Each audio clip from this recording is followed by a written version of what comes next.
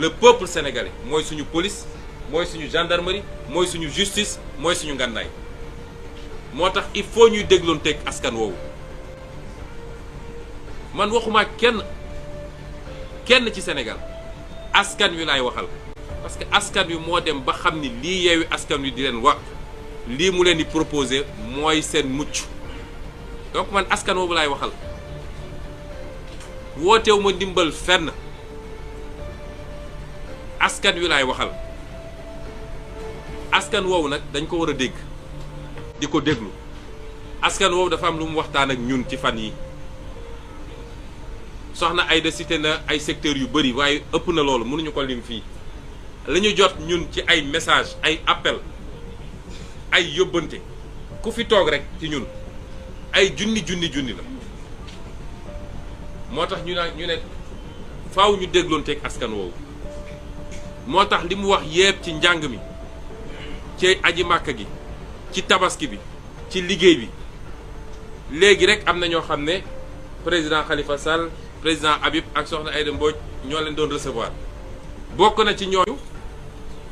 ay homme d'affaires yu mag yu mu dul tudd fii waaye fii lañ leen recevoir balaa ñuy commencer réunion lan moo leen andi woon wax li nga xam ne mooy seen inquiétude ci situation Sénégal ñooñu ñëpp ñu ngi leen di déglu moo tax ñu ne dinañu fomm waaye man damay wax ni loolu ay raisons la mais c'est pas les raisons fondamentales nag dégloonteeg askan wi lu am solo la ndax ñun bu ñu wootee ñu génn askan wi génn kon askan woowu il faut ñu may ko nopp waaye li gën a ñor ci li tax ñu ne nañu xoolaat doxalin bi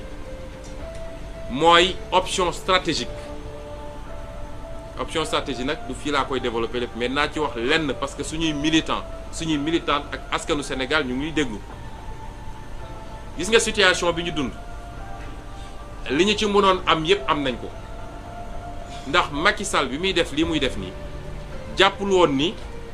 mun na jur lii mu jur ndax yàgg na fee éliminer ay candidature dara yëngatuwul 2019 daf fee éliminer ay candidature teg ko ci ay parrainage ak ay inéligibilité élection législative bi mu éliminer ay candidature élection locale bi du moins ñu ñëw dugg ci élection législative mu éliminer candidature ndax moom ni muy fonctionner mooy dinaa def li may def te dara du yëngu dégg naa 2021 février 2021 bi muy yëkkati complot mu ñàkk fayda boobu bi ko gars yi waxee daf leen ne dinañ def li ñuy def yëpp te dara du yëngu waaye bi làbbali safee daf leen ne tout est mystique dans cette affaire mystique bu jógee fan xam nga ñoom loolu la ñu gëm moo tax foog nañ ni lépp mystique la noonu la ko doxalee ci liste yi dafa gëmoon ni dina éliminer suñuy liste dara du yëngu waaye defe naa tey jii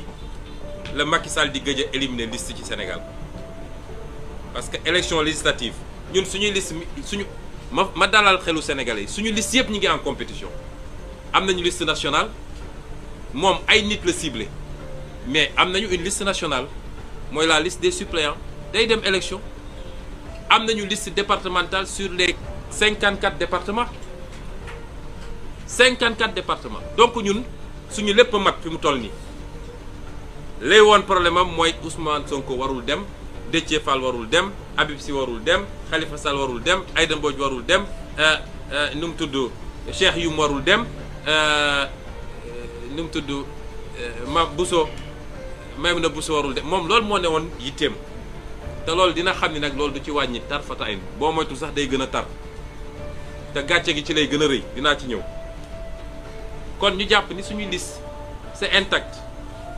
waaye tey lay gëj a éliminer candidature Sénégal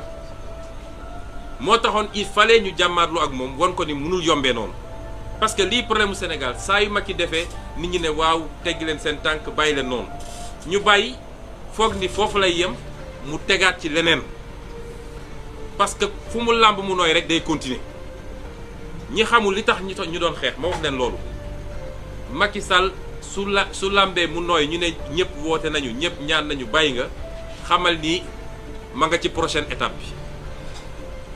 kon won nañ ko ni moomul nit ñi te affaire bu mënul yombee noonu waaye li ëpp solo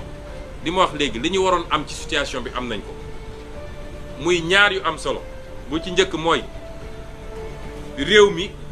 wane nañ ñi Macky Sall waa réew mi wan nañ ko gannaaw ndax li xew ci casserole yi keroog rek wane na ko Macky Sall na woote léegi ne damaa bëgg nit ñi génn tëgg casserole bu juróomi nit tëggee mu jaaxal ma te nit ñi joxuñu leen lem.